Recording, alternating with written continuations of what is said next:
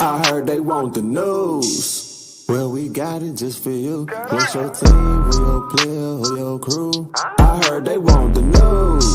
The spotlight is on you, and if you in the hot seat, it's times two. I heard they want the news. Come tune in to the crew, but we got the hook up just like black and blue. I heard they want the news. Spotlight sports, what it do? Hit subscribe and that like button too. I heard they want the news.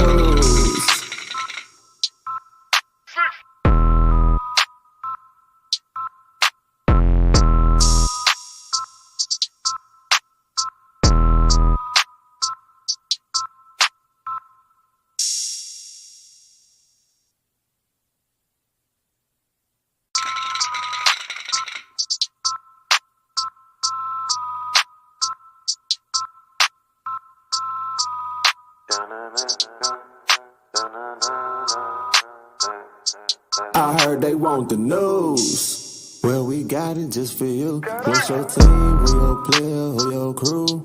I heard they want the news. The spotlight is on you. And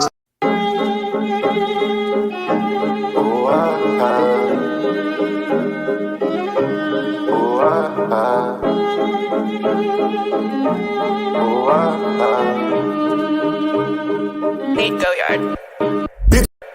Bitch, I'm a ball, bitch, I'm a ball. Don't get no ball, don't get no ball. What's in my cup? What's in my cup? Full of that punch, look at that punch. Bitch, I'm a ball, ballin' like Kobe. Ho, keep it moving, cause you do not know me. Bitch, I'm a ball, ballin' like Kobe. Ho, keep it moving, cause you do not know me. Bitch, I'm a ball, can't talk in Milwaukee. Tell my dog sick of me, ain't do no barking. Pass me some greens, you know I'ma spark it. Mama got ass, told her to arch it. Pull up at the spot, hop out and don't park it. Bino say, always keep one in the cartridge. With Joey out pepper, so we going toxic. Came from the swamp to visit the tropics. Check out the scenery. Tell little mama to the backwoods right by the lake. Bitch, I'm a ball, bitch, I'm a ball. Don't get no ball, don't get no ball. What's in my cup? What's in my cup? Full of that punch, look at that punch. Bitch, I'm a ball, ballin' like Kobe. Ho, keep it moving, cause you do not know me. Bitch, I'm a ball, ballin' like Kobe. Ho, keep it moving, cause you do not know me. Bitch, I'm a ball, can't talk in Milwaukee. Tell my dog sick of me, ain't do no barking. Pass me some greens, you know I'ma spark it. Mama got ass, told her to arch it. Pull up at the spot, hop out and don't park it. Bino say, always keep one in the cartridge. With Joey out pepper, so we going toxic. Came from the swamp to visit the tropics. Check out the scenery. Tell little mama to the backwoods right by the lake. What is up, everybody? What is up?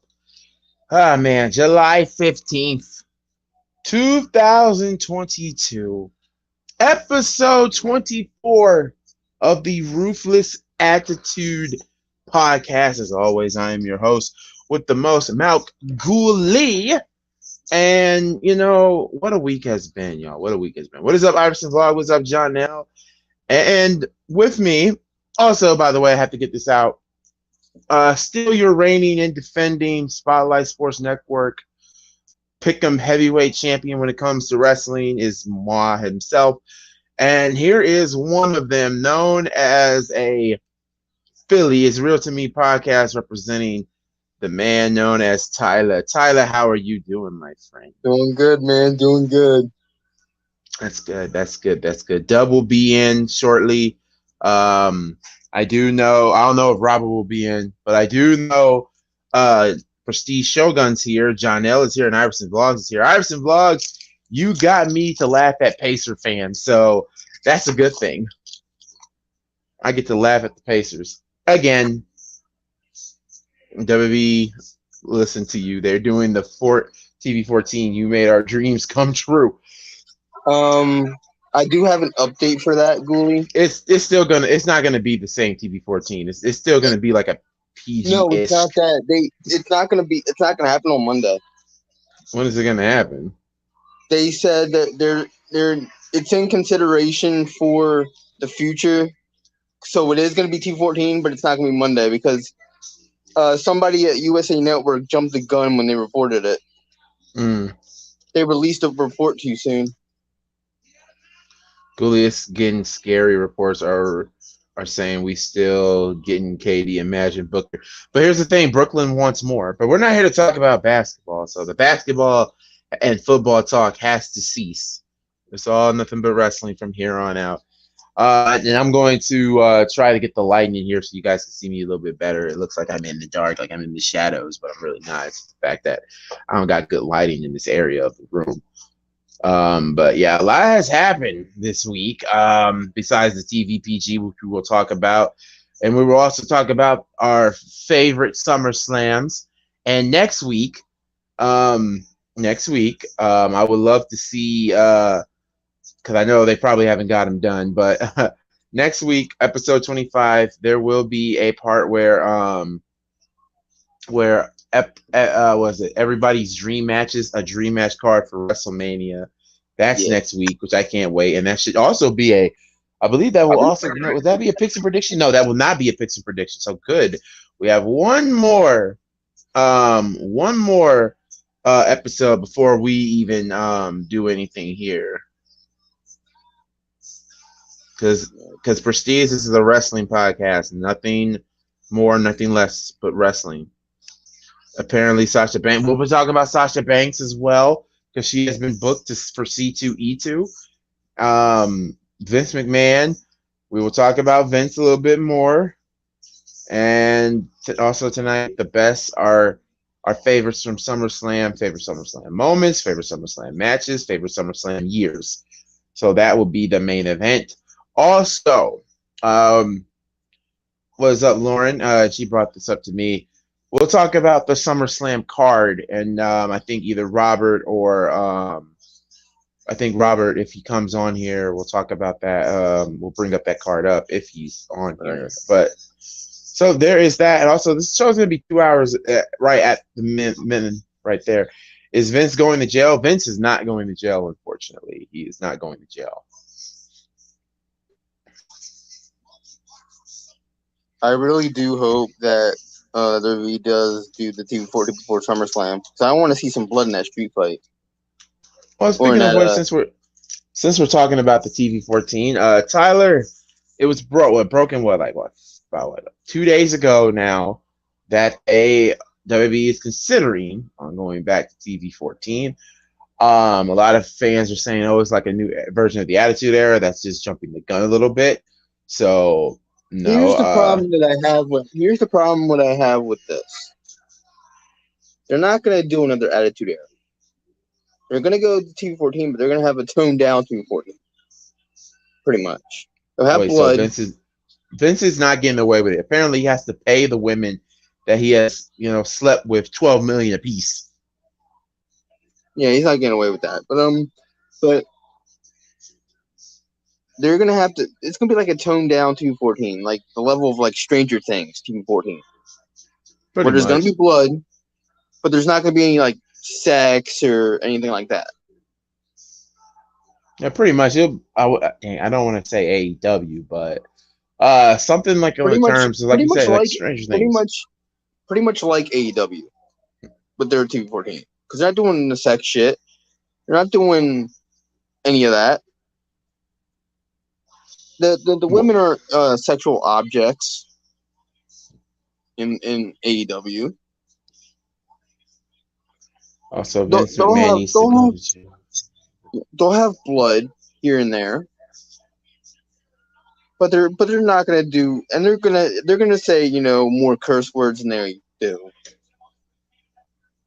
But they're not gonna have any of the sexual stuff. They're not gonna have any of the other.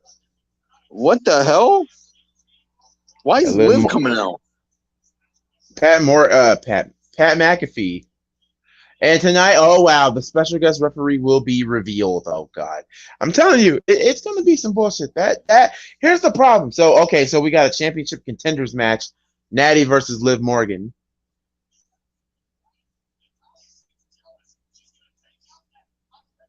Oh, so we just segued to a match. Because remember, Baron Corbin, they start off the show with Michael Cole. Michael Cole talking about Pat McAfee resigning and Pat McAfee saying that he can't wait to get his hands on Corbin. And apparently Corbin is faking out because apparently he got monkeypox disease. Okay, yeah, typical chicken shit heel. Because at SummerSlam it will be Baron Corbin versus Pat McAfee. Right.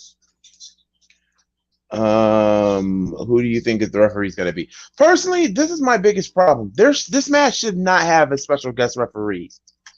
No, it should have been a damn ladder match.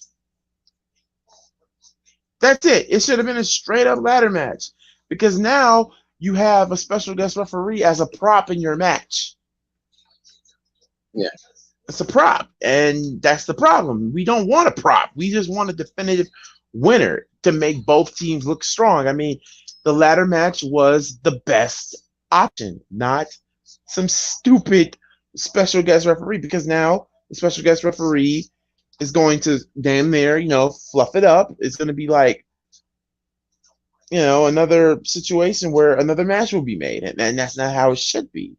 Should have been a ladder match. End of story. Yeah, hell, TLC. But now, no, special guest referee because it's WWE, and we all know. Yeah, they're gonna do some works. rules. They're gonna do some BS where, the special guest referee is gonna be a heel. The heel is gonna tap real quick for the 3, really quick. Screw over the Street Profits. That's gonna set up another match. It's just stupid. I don't like this. I do not like this special guest referee stipulation. It's bad because number one, these two put up a very damn good match at Money in the Bank, and you would think, okay, let's have more of that, but let's add another stipulation to it. Oh, what stipulation should we get? I say a tables, ladders, and chairs match. I say a ladder match. Yeah. I say a street fight. I say a tornado tag. I say a special guest referee. So give that man $1 million raise. God, no. Also, I'm not really into the whole special guest referee thing either because it makes no sense. It really doesn't. Do you think Montez will ever turn? I can see Dawkins turning before I see Montez, but I feel like I don't think you should break up the Street Profits. Dawkins is more like the level-headed one, so I see him turning too because he's more serious. Then I really don't see Montez. My whole thing with the Street Profits is this: do not break up the Street Profits. You don't even have a tag team division already as it is, and also. I should have also said this in the beginning of the show. We'll talk about Big E, and it seems like his career is over. I don't know if his career is over. He's been given another role in WWE, but as of right now, but then like a few days later, it came out that he's close now to be cleared again. It's like I don't know. There's like smoke screens everywhere. I don't know what to believe. But let me say this though. If he does come back, he's getting a massive pop. Oh my god! He's getting a massive pop. You're gonna have to protect the goddamn roof of the arena. That's how big the pop is gonna be. The whole arena is gonna be shaking. And now they got SummerSlam. They're showing SummerSlam. Please, Lord, let this be the end of Brock versus Roman. Just end this damn feud. Oh my god. So that Natalia. So at SummerSlam, it will be Liv Morgan versus Ronda Rousey for the SmackDown Women's title. Yep. Oh Lord. That's more of a test for Liv more than it is for Ronda, but here comes Natty, looking like a beautiful banana, but that you can peel. First it was a goddamn water. Here's the thing. First it's a goddamn watermelon, not the banana. With you. Well, she's in black and yellow. It's a beautiful banana. A beautiful banana. Mom! It's like this. Mom, get off my wet banana. You better not hope her fucking husband is watching this shit. Look, TJ, nothing against no disrespect, but your wife is beautiful. Have kids. I'm just saying. Have kids. Okay, kudos to the fan that's saying 8-bit arcade. I don't know if I buy her as a heel. She's too smiley. Nah, I can't buy Natty as. I mean, Natty can be a heel. She's She too just has to smiling. be. She just has to be. Personally, they should have went back to her She looks- psycho gimmick when she first She came looks- out. Yeah, she looks like a goddamn like person that would Happy hug banana. somebody. A happy She looks banana. like somebody that would hug somebody right now. Like she's A giving the happy- fans. She's looking at the fans warmly as she's coming out. Like what? She's not a a heel. she's a happy banana. I believe they ruined Survivor Series. I think with me, she looks like a happy transformer. She looks like Bumblebee. Yes, Prestige, they did. In my opinion, I think Charlotte is better as a face. No. To be honest, Charlotte as a face, Charlotte as a face for a heel. it's Charlotte needs to get off. Charlotte needs to just stay away. It's it. Stay away. the writers, WWE needs to make Charlotte stay away. I think I'm gonna say this right now. I think around after SummerSlam, we're gonna get Charlotte back. I And feel all like, hell's gonna break I feel like loose. we're gonna get a surprise freaking return at SummerSlam of Charlotte, and then it's gonna be some bullshit next pay-per-view. Technically, perceived the brand split kind of ended. It's like Raw Super Show all over again. To me, it's like half-assed. It's like it's half-ended, half not. Personally, I don't want the brand split to end. I mean, you can still do some things with the brand split. Number one, just don't have a damn Raw superstar on your damn show, on the damn SmackDown show. Like, let them be two separate shows, but that's easier said than done. I mean, this isn't 2002, so where the writing team is, split. But here's the thing, Ghoulie. Like, all they need to do is split the damn world titles and split the damn tag titles. They already have the women's titles still split. Which, honestly, if they were going to really fully commit to it, they should have had the two women's titles unified. That is true. Now, if they do the two women, then yes, you must destroy the brand split. But at the same time, hell, I don't know about anybody complains when the Undisputed Era and the Undisputed title and the WWF Tag Team titles were being freebird. They can go to SmackDown and Raw. I don't remember anybody complaining about that. The only belts that just stayed around on their separate brands the way they should have been. The Cruiserweight title was on SmackDown. The women's title was on Raw. The Intercontinental title was on Raw. And the Hardcore was on Raw. European was on Raw. Goddamn, I just realized something. SmackDown only had one title. And that was in 2002. And that was the goddamn Cruiserweight title. SmackDown really only had 4 titles. Before the U.S. title. Yeah, before the U.S. title, they had like what, 2, 3 titles? Two. Think about it. Two. Two. The Cruiserweight and the Undisputed. Because remember, SmackDown because Raw had what? The IC title, the tag team titles, the European title, the Hardcore title, the women's title. Yep. God damn. And the funny part is, SmackDown had women on their goddamn roster, their active roster. That being consists of Stacy Keibler, Tori Wilson, Keibler, Wilson, Dawn Marie. Dawn Marie. I think that's Joy Giovanni. Michelle McCool for a bit. Michelle McCool for a bit. Oh my god, Survivor Series is a joke at this point. This is their 7th year with the brand versus brand thing. Raw has won every year. It's irritating at this point. It is. Raw should not be winning every single damn Survivor Series. And to me, I think Survivor Series is now gimmicky. It's just gimmicky. And I hate that because Survivor Series, I used to remember back in the day, Survivor Series used to be Raw had its own stories, SmackDown had its own stories. The only time they did Raw versus SmackDown was what, like 06? That was right. Or 05, like the year when Eddie passed. I think it was like 05, 06, they started doing the gimmick thing where it's Raw versus SmackDown. And then they stopped, and then they just did their normal thing in Survivor Series. Then they did then the brand split ended, and then they just did the normal Survivor Series where it was just one storyline. They were just continuing storylines, which was fine. We didn't care about that. No one is excited for anymore because everybody knows Raw's going to win. In this story with Bianca Belair and Becky, I'm going to say this right now. Please don't do that. please. I don't want to see Becky and Bianca again. Just, Dude, I've had enough of Becky and Bianca. And honestly, I wasn't mad at Carmella versus Bianca. That's how bad Becky and Bianca has been overbooked. I wouldn't say all that. I just don't like the fact that, I mean, they're both fantastic, but at the same time, is that can Miss please?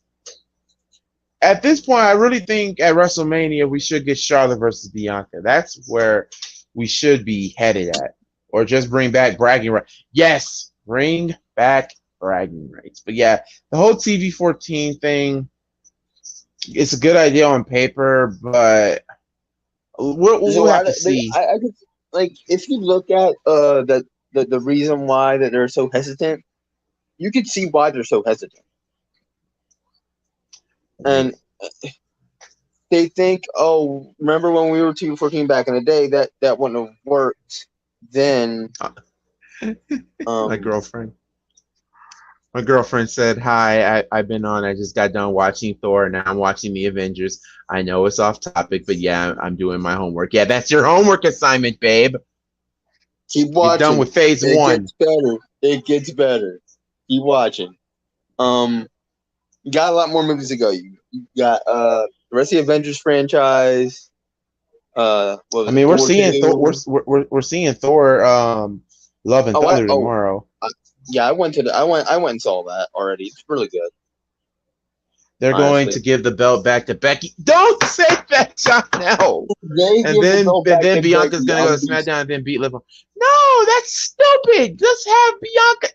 Let Bianca hold the belt forever.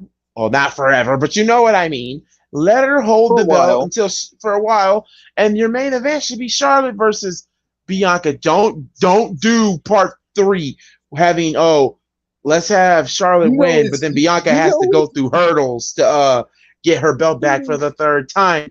Damn, this feels like Stone Cold Steve Austin 2.0 or 2.0. Remember, they did it with Austin. Austin won the title, then lost it to lost it in the tournament with The Rock, and then at WrestleMania 15, in an equally more badass moment, beat The Rock for the belt. Yeah, it was like he beat him in the tournament. He turned corporate. He was a corporate heel, and then it was like Rock and corporate Austin at Mania. Then Austin turned heel and won the belt. Like, oh, that's 17. Okay. That's when Austin turned heel. 17, WrestleMania 17. But I'm talking about 15. I mean, 15. My God. Oh, 15.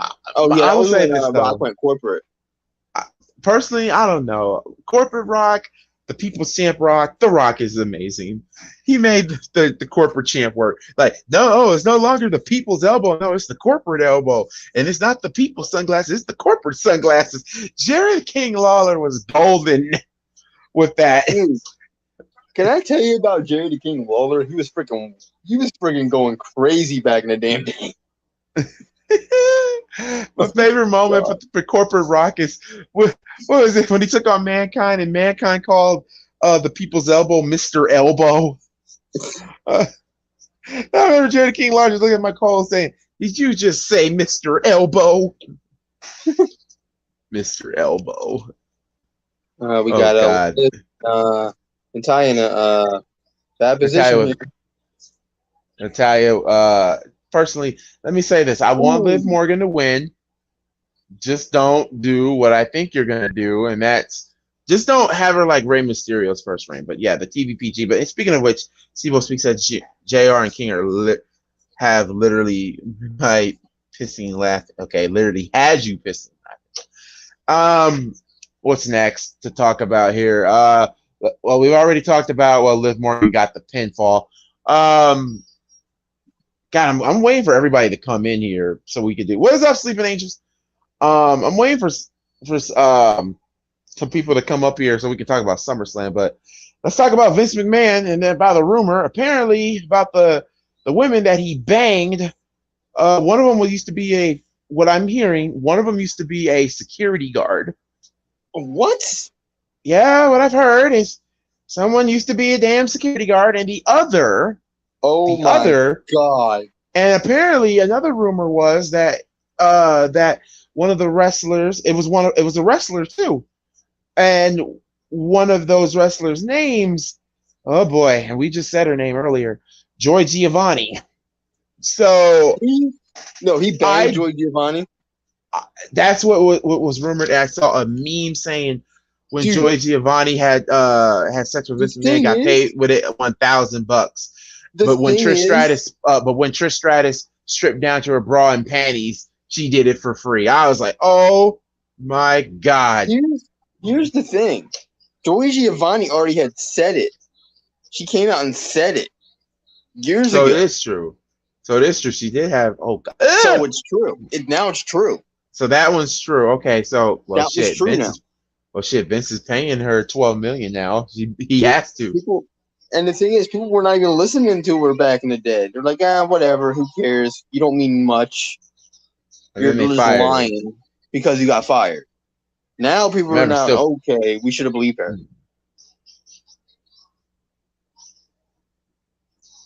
All right, so now we got Kayla Braxton and Liv Morgan. I'm gonna say this right now. I think they're trying to turn Kayla into a heel journalist. I don't know how that's gonna work, but she always was trying to stir the pot and shit. I mean, I feel like they're trying to turn her into a goddamn coachman. No, God, we don't need another coachman.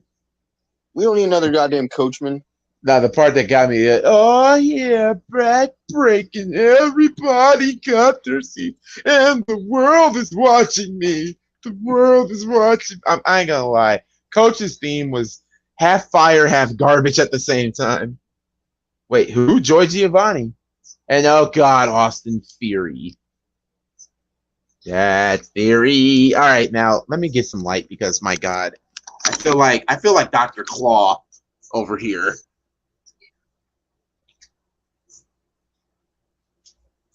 All I need is Inspector Gadget to come in here and say, go, Gadget. I feel like Dr. Claw. There we go. Look at that. Now we got light.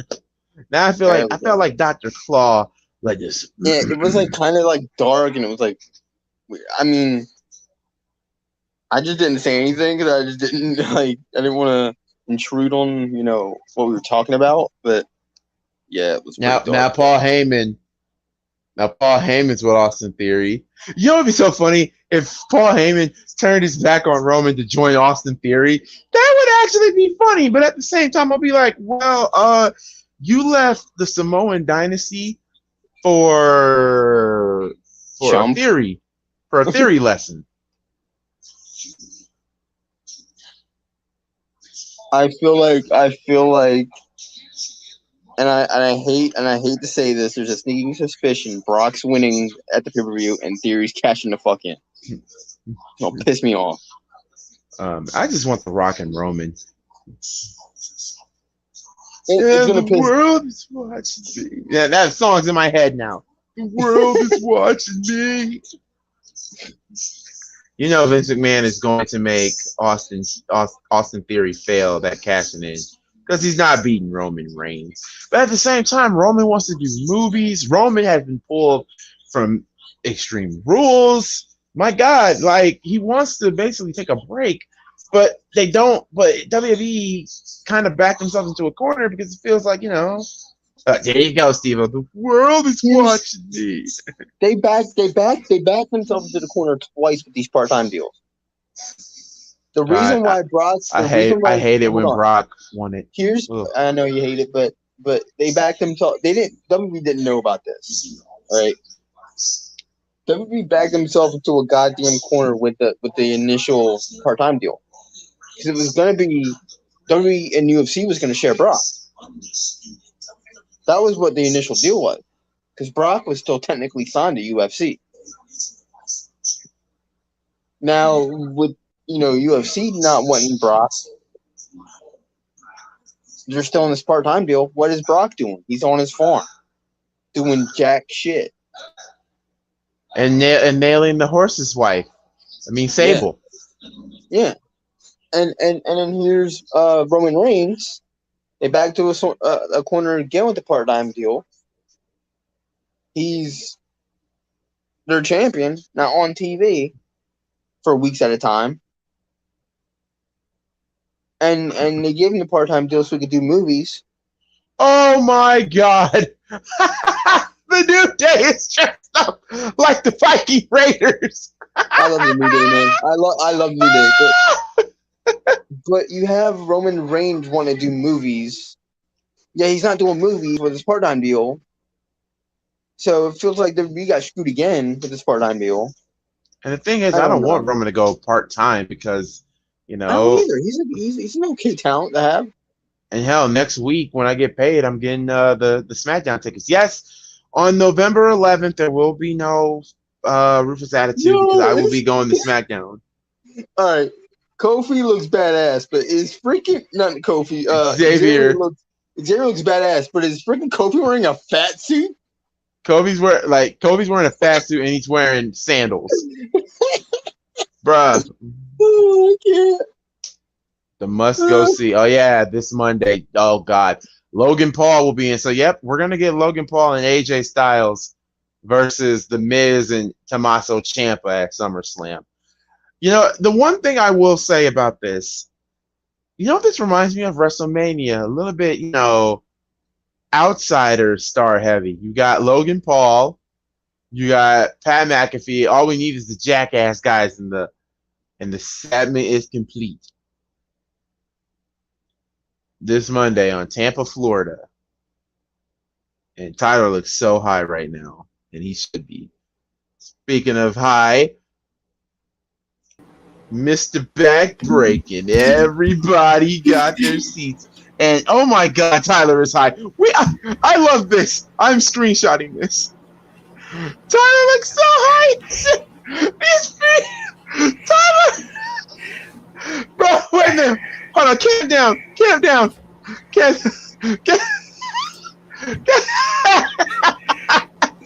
All I know is he's black on my screen. Oh my God, no, dude! On my screen, he is on my screen. Oh my God, on my screen, he is freaking high. Oh fuck! Today has been. My phone broke. I'm screwed. Your phone broke? Oh damn. Well, think about it. I was stuck with Verizon for the past 3 years, and I fucking hated it. Oh shit! Well, I'm on Verizon. I'll never help you. I'm going to Boost Mobile. To be honest, dude, I've had Verizon for a long time, and I've never had bullshit. The only thing did you have an Android or an iPhone? Android. But I'm moving to iPhone when I go to Boost Mobile. He's turning to the dark side. I've been an Android user for years. I have an Android tablet. I have an Android computer. There he goes. He comes back. Oh shit! Dude, my phone just randomly turned off on me. I'm like, what the fuck? You have officially become meme. Look at the group chat. Oh, you are officially memed. And Keith said SMH. Hold on. I'm gonna take this shit out. God. Oh my God, dude, you are high. I was like, is Tyler high right now? Oh my God. Key, that's a moment. Oh, God. Come on, man. That's a moment. Cool. That's a moment. It's a moment. Off. I'm like, hey, Tyler, you're lucky. My phone. I'm gonna go in the group chat. Like, I'm sorry. So this is what happens when you watch Monday Night Raw. Your phone still works. Mine doesn't. Mine broke. I'm gonna go into the group chat. Like, sorry, I just watched Raw. My brain just got sucked out. Who remembers when the New Day dressed up as the Wyatt family? Oh, yes. God. What's up, Chad? Make sure you guys hit that like button, too, because the last episode, we had 100 people watching the show, but only 5 likes. Come on, guys. And I know a lot of you do hit the like button. It's YouTube, okay? Make sure, even if you hit the like button, make sure you come back the next day or the next hour or so and hit it again, because it's YouTube. Anyway, what is up, Ghoulie, Robert? I will see former WWE Braun playing softball right. tomorrow. I think he said. I think it's like a softball, like a charity event or something like that. From what I've understood. MalcGoolie, Tyler looking like he's ready to stuff a 20. God. Tyler, you're You no, caused you're this, bro. You memed me on the group chat, man. How I caused it? I memed You you. didn't post the pictures. Sleepy Angel said that's what I was when you watched SmackDown. Nah, I can't do that to SmackDown. I don't hate SmackDown as much as I do Raw. SmackDown's usually decent, though. It's always Raw. It's tolerable. Raw sucks. But my whole thing is this: the special guest referee. This is what ruins it for me. Is the special guest referee shit. Just make it a ladder match because it makes both teams look strong. There's no official winner. There's no official loser. Yeah. Shit. So the what? Sleeping Angel says SmackDown is trash. Tyler, so I told Goolie that my phone's I'm stuck without a phone for a while till my next paycheck. Dude, I can't believe my phone turned off. And in that 1 second that my phone was turned off, Goolie Well, hey, would Theory go against Roman? Babe, no. I would rather have Roman still be champion. That's way too soon. Yeah, Too soon, and it's gonna be like Roman Reigns in 2014 all over again.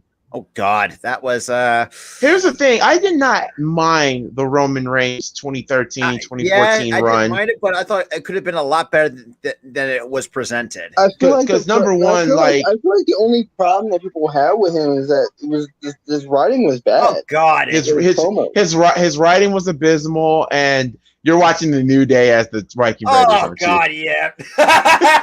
Yeah, dude, Kofi's in a fat suit, Rob. What's Kofi's that? in a goddamn fat suit. Oh my God, I just noticed that. Oh my God. He's thrusting Man, his you cannot really hate the New Day, man. The fact that they can pull off any Oh my God, yes, Chad, yes. At least Madcap. Wait. To the Kiss game. Oh God, I hated that. Wait, when did that happen? Yeah, when that was like when Baron Corbin was injured for a minute, and then they had him basically just doing a kiss cam, and then it showed his ass. Oh my God. No! The New Day is hilarious. I used to hate the New Day. I put up with the New Day. They're tolerable. They're tolerable, but do I still?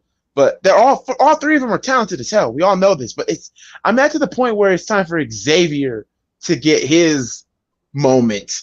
Big E had his, Kofi had his. It's time for Xavier to have his moment. And it's right. Oh yeah. And you know what? You know what, y'all? How about this? What if they do Xavier? Xavier's the one to take the belt off Roman. I would be hyped. I'd be hyped, but I would laugh at the same time. I would be hyped. I would not mind it. Because you really think about it, because even with as both all as single superstars, I mean, Kofi had but then again, he had his moments, and there are times where he had his funny moments where, like, perfect example when Triple H called out, let's say, "Aren't you supposed to be Jamaican?" SOS. Oh man, that was shit. Here comes the real deal, Holyfield. No pun intended. Also, Robert, we were talking about Vince McMahon when you came up, and we said that apparently one of the women that he fondled, one was a security guard. Now it's been confirmed. Damn. Now it's been confirmed that Joy Giovanni is one of the victims. Wait, who? Joy Giovanni. She's an old wrestler from the early 2000s. Oh God, that's the name I have not. That does not ring a bell to me. Remember when she was with the Big Show. Remember when she put Vince on blast after she got fired? I still don't remember that. It sucks that Robert doesn't have it. Remember when she went off? Remember when she went off on him? You got your tablet? You got your tablet? I have my computer. All right. Check it on your computer, Joy Giovanni. She managed the Big Show for a minute, and then they put her in that storyline where Kurt Angle was stalking her for a minute. Oh, okay. That makes perfect sense. Yeah, remember the shower thing? Wait, Luther. Oh, I forgot about that. The segment where he called her in the shower or some shit. Would the New Day survive against demolition of the Road Warriors? No. Hell no. Not even No. close.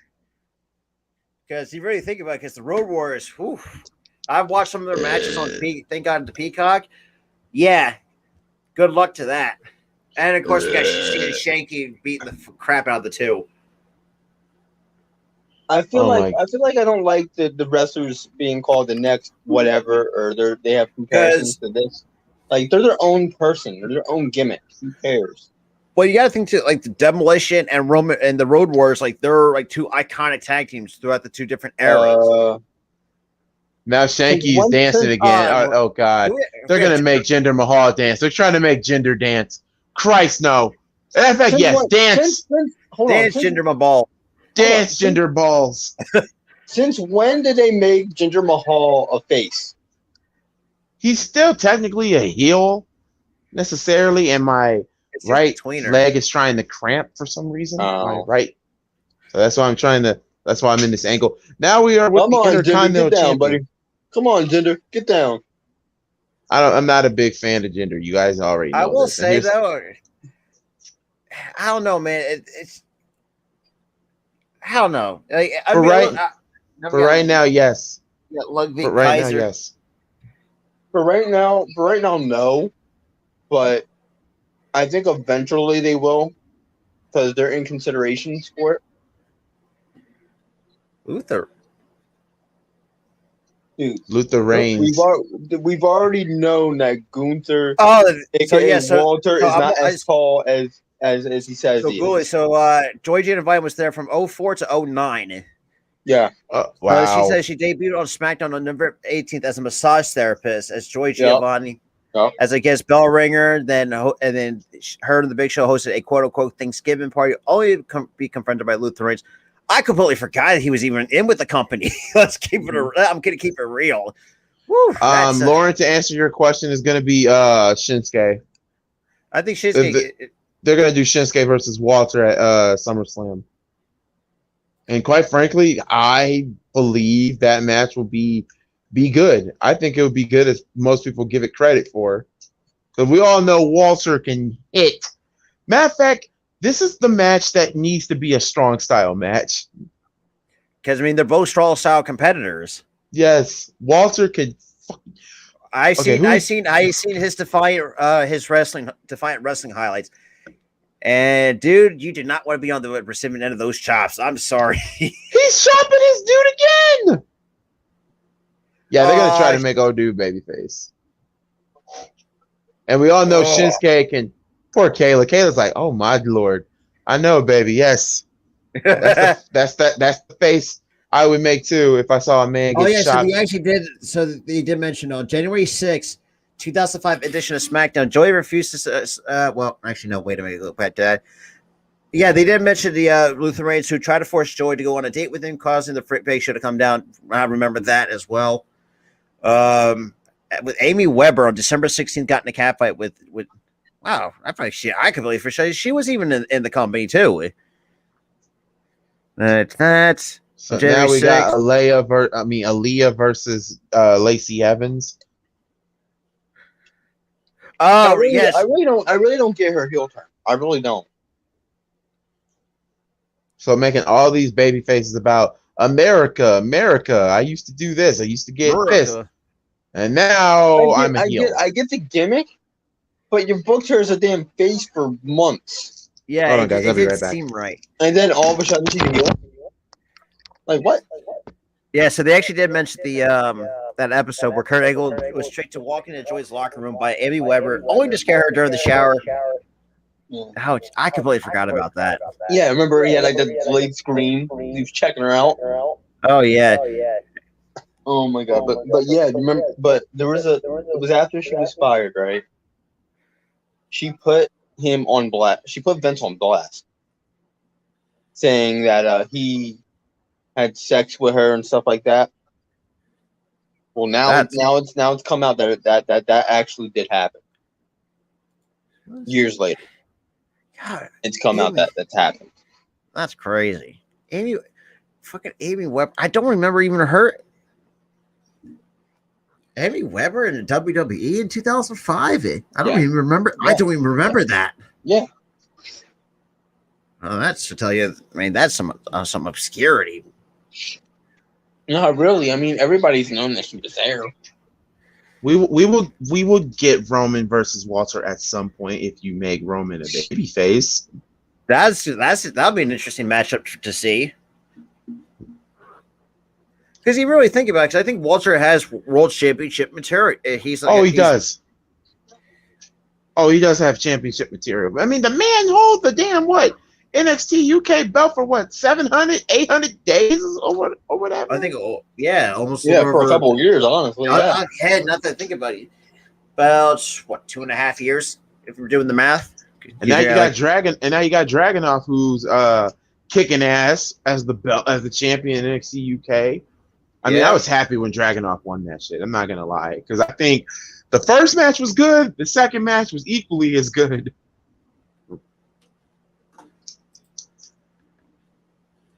It had to be a heel versus heel. The promos between the two would be priceless. Speaking of priceless, okay, wait a minute. Hold on, y'all. All right, wait a minute. Who's this? Somebody at our door. I don't know who this is. Hold on, give me a second. Hold on. What we were talking about next, we talked about the PG. We talked about some other stuff too. I think the next one that we're gonna be talking about. We talked about the Vince thing. It's my sister. It's my sister. Hold on, y'all. All right. Well, yeah, I can't believe you.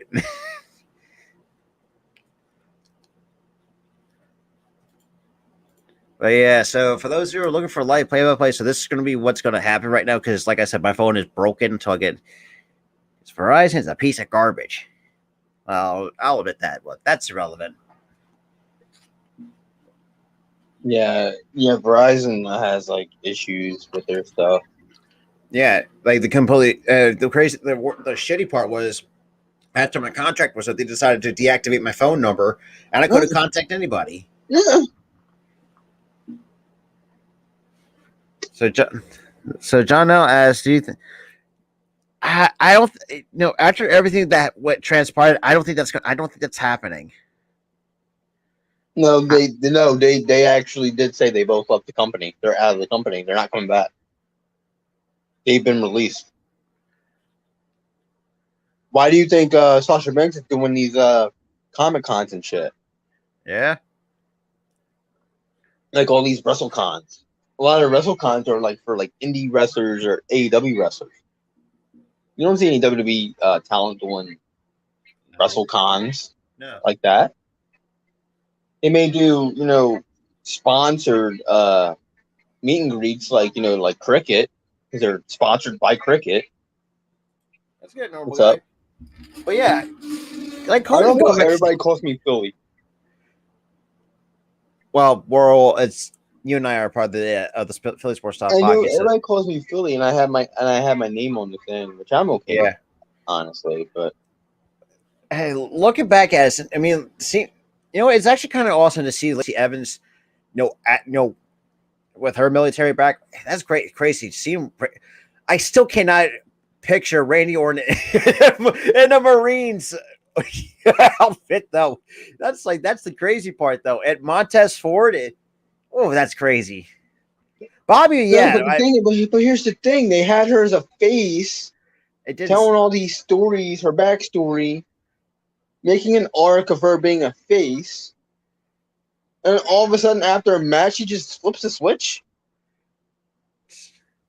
like that. And the thing is, none of the shit that she said was even true. Now, if they did actually boo her, it would have mattered. If they actually booed her, it would have made sense for her to be heel.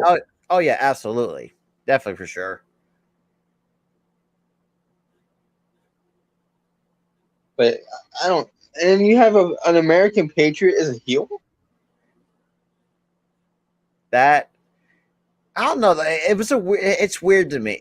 I thought it's very weird. For me, it's a bad gimmick as a heel. Bad gimmick as a heel. Yeah. I mean, you could probably make the same argument. God, remember? Oh, Jesus Christ! I remember Then when they. again, oh my God, you know what they're doing? You know who she is right now? She's the goddamn female Kurt Angle. Oh boy. Oh my God, I just caught on to it because she stopped the music because they were booing her. She's like, started again. And now she's telling the fans to get up. Oh my God, she's the female Kurt Angle. That's what it is. Like, yeah, that too. Jesus Christ, I remember. Jeez, I was actually watching something on this too. Do you remember Sergeant Slaughter? Remember how that game turned out to be? And when they turned him heel, I didn't like that. It was in poor taste because of it was in the height of the freaking Russian America feud, wherever the fuck in real life.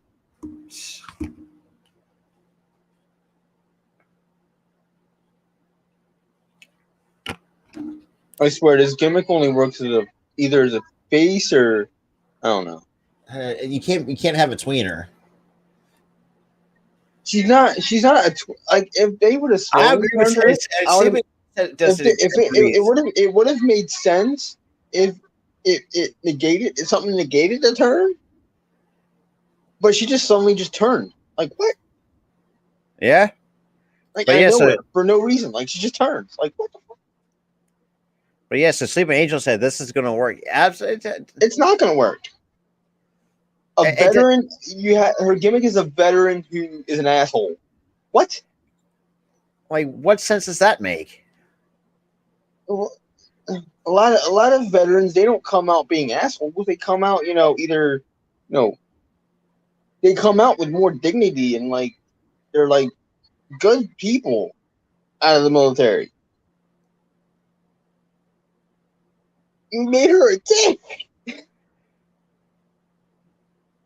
But yeah, that shit. Yeah, I can definitely pick up the Kurt Angle vibes, though. That's for sure. It's basically a female Kurt Angle. That's all this is. But she's in the military. Like the fact you haven't let her be yourself, and the first they did this with a U.S. Olympian. Now they're doing it with a U.S. soldier. Talk about a goddamn rehash. Yeah. Oh, I'm an American patriot. Ooh, cheer for me. That's Kurt Angle through and freaking through. Yeah. The only thing that Lacey's missing is a goddamn gold medal around her neck. That's all she's missing. It's the same gimmick. Ain't that the truth?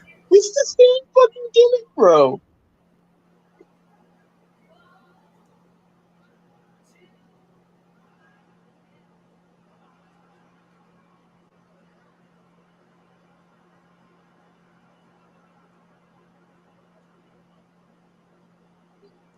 Huh. So you've got in the ring all for nothing for a goddamn promo. She ain't a bad. That was not a bad promo. Heel promo, not bad. And honestly, we've never seen her as a face. I mean, we've seen her as a face for a little bit, but not enough to where it's like, all right, she could be a good baby face. It's just like I don't know. Like, there's some wrestlers that are meant to be faces and some are meant to be heels. Like Roman, let's take perfect Roman's example. meant to be a heel. Miz is meant to be a heel. Oh, absolutely. God, even back. And I even, as much as I hate to say it, but I do like his early days. You know. Oh, we mean his derpy MTV days, like the reality check dirtbag days. I got. Hey, look, I look back at that. It's cringe though, but man, you can't help to laugh at it and just laugh. It's funny. But the fact that over the years, like he's learned how to mature. God, what's it been? What 12 years now? He's been with the company over a decade now. 2006 to now. That is fucking nuts. 2006 to now, over 12 years. He's a veteran at this point. And same with Drew McIntyre. Look at man, Jesus Christ! Back in 2009, he was super fucking green. 2009 now. I think he's been in 12 years. I think 12, 13, 14 years. I think it's like 13 years and counting. 13 years, yeah. And Sheamus has been when did he debut? 09. Yeah, so he's another one that's around the same as Drew did. Right. I forgot. I think he debuted on ECW back when he debuted. Oh God, it's the reboot. Yeah, that was when they started to make ECW like a development like brand. But like this, like for those who are like, yeah, this is what prior to what NXT used to be, and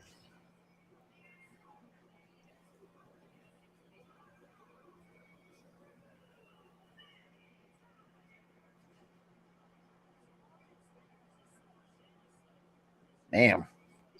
Damn, Drew, I think you missed your cue by like a minute. You didn't come out for like a minute.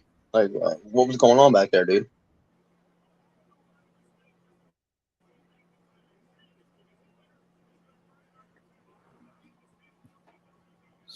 So she, I don't know why, but I think the sword thing's growing on me. In the beginning, I hated it. well, I kind of, It's I grown feel on like me. it does make sense. I mean, you got to think too late. His gimmick is literally a Scottish warrior. Yeah, I mean, he's representing where he comes from. It fits, and it's not that he's representing Actually, it where he works really comes well, from. though. Hold on. It's not that he's just presenting where he comes from. It fits the gimmick because that's literally what his gimmick is. He's a warrior. Kind of gives me like William Wallace vibes from Braveheart. Right. And then you got that's crazy. Now looking at this matchup, I mean, you got Ireland and Scotland going at it. I mean, I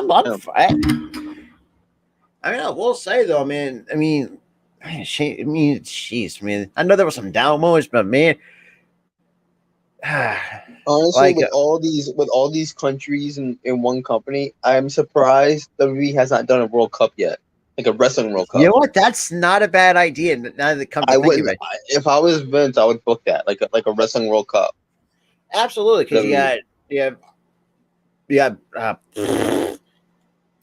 hang on, You had Drew AEW McIntyre, doing, you had AEW doing like a World Cup and shit. You had, and then you had no, Impact did something about that too. Impact did like a tag team World Cup back then.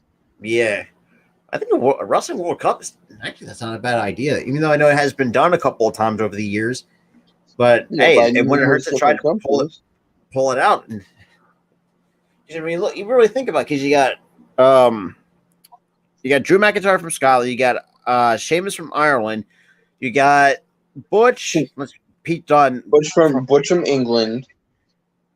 I'm trying to think who else is Shinsuke from Japan. Japan. I forgot about that. I forgot about Japan. Few Americans. You got Walter from Austria. Yep. You have Ludwig, his from Germany. sidekick from Germany. Yeah. And then I think the rest are American. So you can't really do it unless you integrate NXT UK, which that is true. And some of NXT, but I really don't. If they had enough wrestlers, they would do. I would think they would do a World Cup. Yeah, but I'm really hoping though that he does the T14 thing. I really do. It's been way too fucking long for that shit. Oh god, they made a freaking Thor Old Spice commercial. Oh, I got past that too. What the hell is that? And the thing is, like, there's like the movie's sponsored by Old Spice, which I'm happy about. I heard a lot of good things about the movie. Oh my god, you haven't seen it yet? I haven't got a chance to because I've been you and Glenn need to go see that shit. But definitely.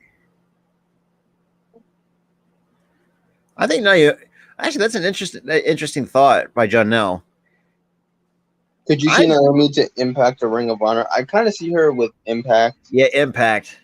I don't see her with Ring of Honor. Ring of Honor, they don't have a women's division yet, but they also don't have a goddamn TV show. That is true. So I really don't. I would not say she would be Ring of Honor bound. I would say she was AEW bound if she was on Ring of Honor. She's going to be on AEW TV. You're going to be on Ring of Honor TV. Or Impact me got on Access TV two Tuesdays? Thursdays. One second.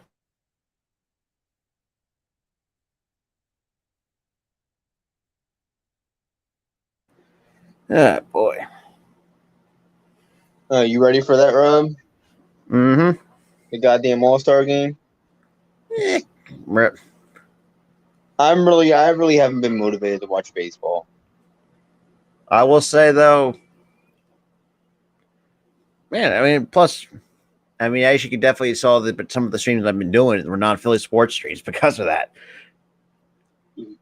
I'm not motivated anymore for that. But right now we have McIntyre coming to the ring, hyping up the fans, and here comes Sheamus. But where did Ghoulie go? I think he's like I think probably on his phone with his sister. I think so. Oh. So I feel like this turned into a regular It's Really Me podcast. I'm like, what? Hey, he's been going quite a bit, bro. Hey, the feeling's mutual, Sleeping Angels. The feeling's totally mutual. My team sucks. Our teams. They both suck. Let's put it that way. No, hold on. Let me finish, Rob. Let me finish. Our team. We always start off strong and then just fizzle out. Like, I don't know why. I really don't. And we've been rebuilding for like 10 years. So yeah, it's really like an annoyance because of that. But then again, it can't be worse than the Angels, though. We can say that much. We're going to get to that point. We're going to get to that. We're going to get to the point of the goddamn Mariners. 16 years before we make the playoff push. Well, Mariners have a chance to win. Didn't take a wild card, and I know, but they had waited 16 years before they even got to a playoff push, Rob. That's what I'm saying. I think another team I feel like that's going to really you're going to surprise in the wild card, and that's the Baltimore Orioles. Yeah, but let's save it for our sports. That's from between the lines, though. But look, honestly, Rob, what do you think about 214 again? I'm excited, and I hope they actually do it right, because let's be real, the last time they did TV 14, looking back at it, it's like, yeah, it wasn't the greatest time when it was TV 14 back in the day. Honestly, but that was back in the day, though. That was back in the day. No one really got offended by anything. Okay, sorry about that. As life happens, and you know what? Matter of fact, I'm not gonna sugarcoat it with you guys. When your sister comes calling you intoxicated as hell, asking for a patio chair, Jesus Christ. Anyway, while putting my family on blast. Anyway, what are y'all talking about before I had a episode? Kind of just munching about sports a little bit, because right now we still have Drew McIntyre and it looks like Ridgeway. Yeah, and apparently this is for a number one contendership. I thought Drew won the damn thing. Oh, it's Rich Holland. That's not Ridgeway, Rob. That's Rich Holland. Oh, Rich Holland, whatever. But I will say though, you're like Ridgeway. I'm like, who the hell is Ridgeway? I do want to see blood again. I think we all. I do want to see blood. That's the one thing, though. That's the one thing. Like, I don't want to see the sexual stuff. I was telling Ghoulie this. I don't want to see all the sexual stuff they did. That was crazy. If Sasha Banks was still around, I do. No. Here's the thing, Ghoulie. You would still want it with freaking Natalya around. I want Natalya. I want Liv. I want Sasha. Hell, Bailey can dress up a little bit in the skip outfit. Just don't. It doesn't have to be too extreme. Hold on. It doesn't have to be too extreme. It doesn't have to be like. My bad. I don't mean to cut you off. It doesn't have to be like Tay Conti extreme. Oh God. Hold on though. I will admit, you know that backstage segment where the cameraman walked in on Alexa Bliss? Yeah, something like that. Something like that. Give me that. They were testing the waters for T14 at that time, and it didn't work. Like, give me that. Like, give me that. That's what I want. Dude, I remember being so fucking hyped for that shit. Like, oh, I'm so glad this man is here. So, how does it feel for Swerving Our Glory to pin Team Taz to become the new AEW Tag Team Champions? I'm excited. I'm happy about it. I've been asking for this for a long time. And Drew McIntyre picks up the win. So, okay, question. Are they just... So it's like Drew trying to get through Butch and Ridge just to get the Sheamus? Pretty much. By the looks, it seems that way. Yeah, get through. It never Ridge it never happened, you say. That's no, not what happened. Shane Strickland and Keith Lee got those belts for. Look on the internet. The internet never lies. The internet never lies. Ooh. You don't test with a mad Scott is psychopath with a sword. Shoot, last week he cut the mug in half. That is true. Oh my Yeah, to me, I feel like he does that too, like often. Oh, it's simulation. Oh, just admit it. Just admit it, dude. Team Taz is washed. I thought the Young Bucks had the title. They did. They had the titles, and then it was a 3-way dance for the belts, and it was one swerve stomp that gave us new champions. Honestly, Hobbs was never pinned, but he's still out. Honestly, I'm glad they gave it to a credible team. Also to take it off the goddamn Young Bucks. Because let's be real, like it's over. I'm just happy the Young Bucks title reign wasn't long. I'm happy about that because it was really I got nothing against the Bucks. I got nothing against the Bucks. Oh no, absolutely. Oh, the match was good. The match was fantastic, and the right person and the right team won, in my opinion.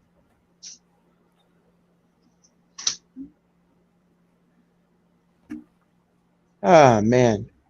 We got to see this. All right. So, also, what else did we talk about too here on the show? SummerSlam. I don't know if Dub is coming on or not because he would have been texting me and saying he wasn't going to make it. But anyway, the best of SummerSlam.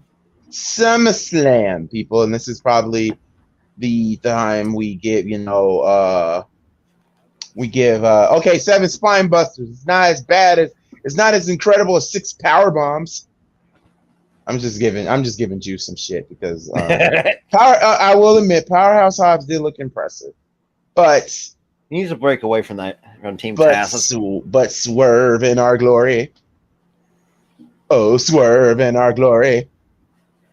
Now look, Shane Strickland always. I've always liked Shane Strickland especially on the indie scene. Yes, there was time from as Kill Shot from Lucha Underground. A lot of people don't remember that. His time in CZW. I forgot about that, and MLW when he had some sort of like a rivalry with Matt Riddle, beat Matt Riddle for the belt. I forgot about. Oh shit, that was an interesting one. Because I was thinking about the one faction that was Selena De La Renta. Let's be honest, she's another good manager in the MLW.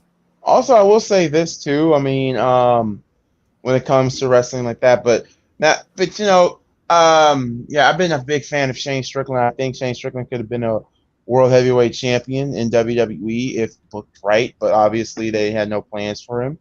And him and Keith Lee as tag team champions, I really, really like. So there's that. So I'm very excited, and hopefully they hold the belts pretty longer. But I'm pretty sure they probably might lose the belts to FTR. I think that's what AEW is headed to do, but that's just me. Theory to MMM. No, you're doing Raw, Ghoulie. I will be doing Raw this Monday. This Monday coming up, and I have Dub to help me with that because my God, 3 hours is too far. Like my whole thing is this: I could do Raw every week. I just need some help. I would just need some help. You need some help. I just need some help. Yeah, I need some help right now. Just really call me for a fucking patio chair. I love my family to death. I really do. But Jesus Christ, half the time I just want to just slap the hell out of people for being ignorant. Or in drunk as well. But, that's just me. September needs to come so fast, boys and people in the chat. The reason why I say September needs to come, because on the second day of September, I will be on vacation. Me and my lady will be on vacation, and that is the day where the phone is going off. The group chat's on mute. I'm sorry. I am going to be that whole weekend is about me and my lady. That's it. Like her phone's gonna be turned off. All of that's gonna be turned off. We are going to be relaxing in the hotel, having fun at the water park, and then we're gonna keep it moving from there. Today's an important day, Ghoulie. It's Juice's birthday! Happy birthday to the man who acts like it. Hey, oh no, I'm not gonna do that. Happy birthday to you.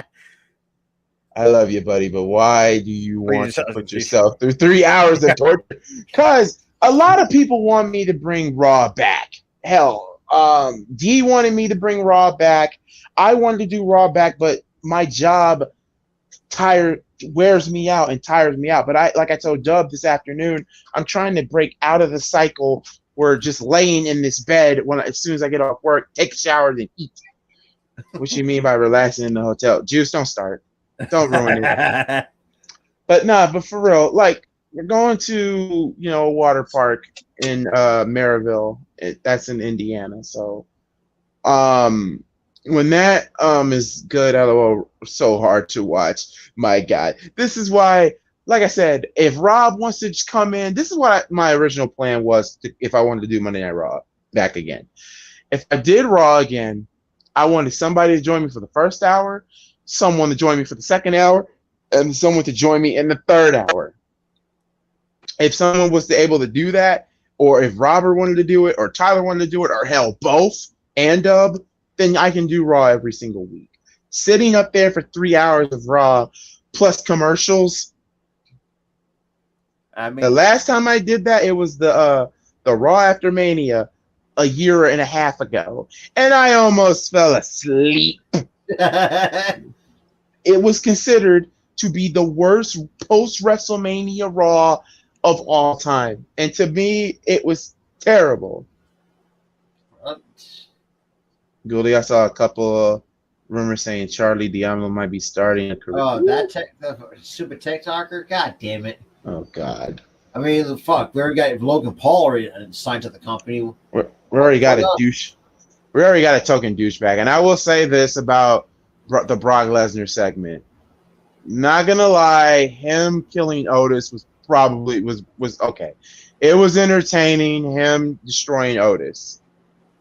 The fact that he can pick him up with ease, but at the same time, that's not nearly as impressive as Bianca Belair picking him up. Logan Paul can work. Shut up, y'all. Not as can't work as hard as Bad Bunny. That is true. I mean, Logan Paul has done a decent amount of training, but the fact that he can't. Then again, that would be interesting to see. How about put Bad Bunny and Logan Paul in the matchup? Well, since we're talking about all of that and all of everything that's happened, now let's get to the SummerSlam. Guys, I'm gonna start with Tyler. Your top 5 SummerSlam matches, your top SummerSlam some of your SummerSlam moments, and your favorite years, the year of SummerSlam. Which ones are your top 5? And then we'll go from Robert, and then we'll go. Oh, Jesus. Top 5 SummerSlam matches. I will have to say, first on my list has to be Shawn and Triple H. 02. Really good match. Fantastic match. And I think that's also going into my moment. Because that match through and through, hard-hitting, amazing. People were wondering at the time, is Shawn going to be the same Shawn he was in the 90s because of his injury? So that's going to be the first match and moment of SummerSlam is that match. Second will have to be Rock and Brock 02. Shit, yeah. Passing I'm of the sorry, I'm torch only to putting the thumbs down because The Rock lost. I wasn't ready for Brock at that point. Yeah. But I knew The Rock was leaving, but I still wasn't ready for, Brock. I was still team like Angle, Hunter, and Undertaker to hold the belt. Right. But as we all know, at that point, the brand split happened. Triple H went to Raw, so Raw didn't really have a champion. They were still sharing the title until the World Heavyweight title came on late 2002. But I feel like they wanted to push Brock. They wanted to do it because he was a specimen at the time. People were starting to get behind him. Oh, he's a great wrestler. And I feel like it was time for him to win the belt because of that fanfare. Third, let me think a minute. Prestige got some good ones here. Very, very good ones. Cena versus AJ was fantastic. Honestly, yes. Was good. Honestly, yes. AJ and Cena, I would make a case for top 5.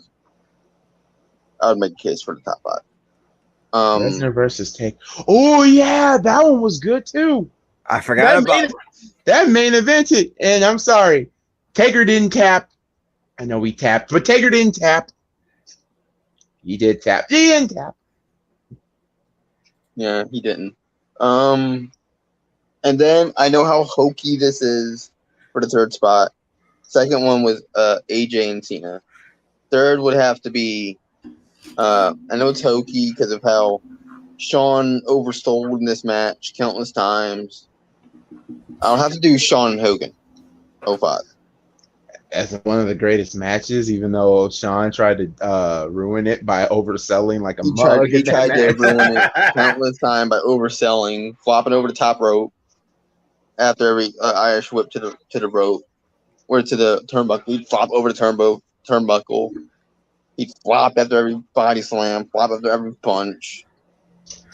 It was hokey because he was trying to ruin it, but it wasn't bad. Okay. So I have to say Shawn and Hogan for third spot. Second spot would have to be Taker and Brock. And then I would put top spot. Who would I have my top spot? I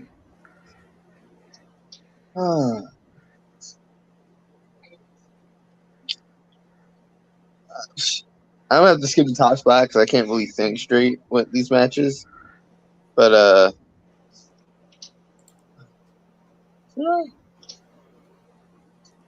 so now they got Paul Heyman got into the ear of Madcap Moss. So I think Madcap might be a heel again. I think they might have him join the bloodline. Oh, no, never mind. They're still gonna make him a babyface. Cool. I wouldn't mind having Madcap be getting managed by Paul Heyman. That wouldn't be bad. I'd be interested.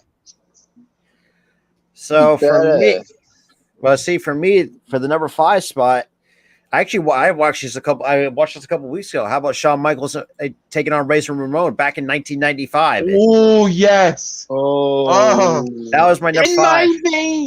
In my vein.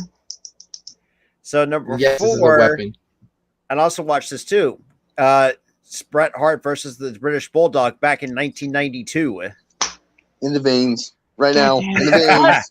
Oh yeah, because the funny thing is Bret carried that match because Davey Boy was popped up on pill or something, and I think forgot everything that they were supposed to do. I'll give you that one. Oh, okay.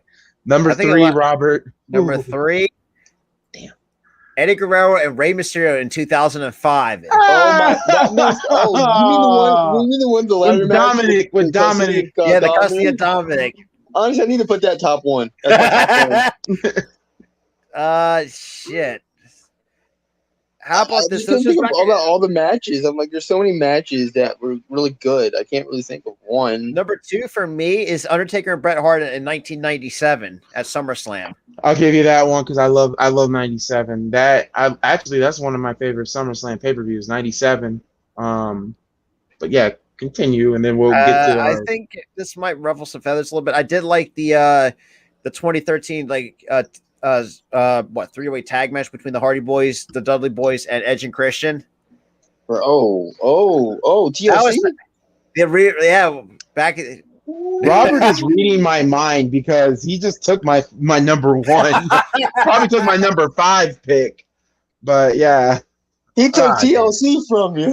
The TLC as one of my favorites. So that's Robert's. Number 5 for me is the TLC match. Is number 5. I'm sorry, the TLC Edge, Christian, Hardys, Dudleys. That's number 5. Number 4, The Undertaker versus Bret Hart is number 4. Okay. Number 3. Ooh, That's The Rock versus Triple H. The ladder match for the Intercontinental title. And number 3, ladder match. Number 2. Oh, SummerSlam matches. Oh, was that back in 98? 98. Oh God, Yeah, I did watch that. Yeah. I forgot about that one. I did Oh, my bad. Number 2 is gonna shock you guys. Number 2 is The Undertaker versus Mankind, the Boiler Room Brawl. Ooh, I like that. 2 reasons. Number 1, why is it number 2? Because number 1, I'm not gonna lie. When I first went into watching that match blind, I did not expect the Paul Bearer heel turn. I did not see that coming.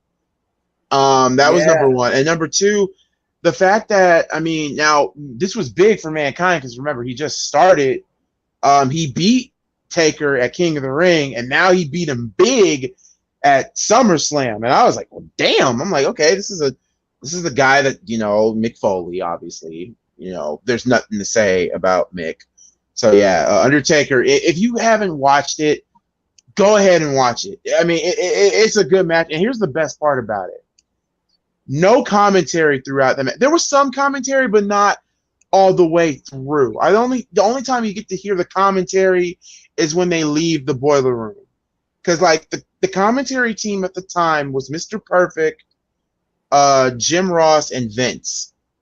Oh, geez. And like when they're in the Boiler Room, you do not hear JR. You don't hear Vince. You'll hear Vince a little bit, but you won't hear like he got hit with a 2x4. Oh, he got hit with this. Oh, he got hit with that. And now this Eminem crap is back. Turn off my freaking TV. Oh, well, no, apparently, no, I take it back. Apparently, they're going to add Raquel Gonzalez into it.